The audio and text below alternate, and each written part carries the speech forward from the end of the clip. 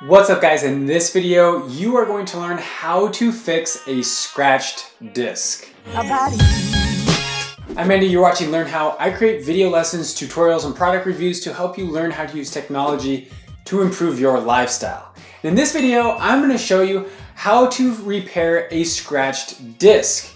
Now, the best way to repair or fix a scratched disc is to stop buying discs. People, it's 2018.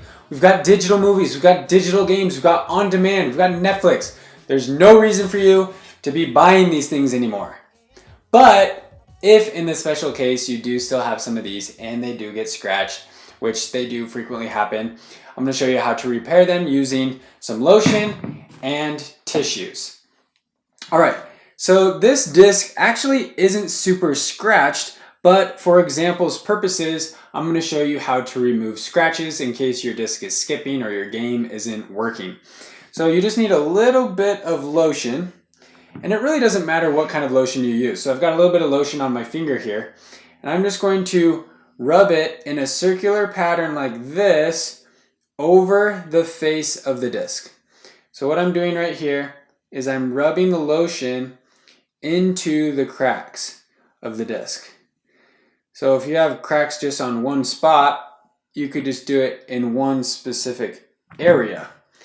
But if the whole disc is scratched, you just paint it on right like this. If you can see that okay. Just paint it on right like this over the entire disc. All right, now that I've got it on the entire disc there with lotion, I'm going to grab a tissue or a Kleenex or whatever you call them, wherever you're from, and I'm just going to clean it off. So I'm just going to nicely wipe off the excess lotion that I just smeared all over the disc. Now, it might take you a couple tissues, that's okay. I'm just going to buff out all that lotion. So let me grab one more tissue, just to make sure I have a clean one. Okay, so I'm buffing it out.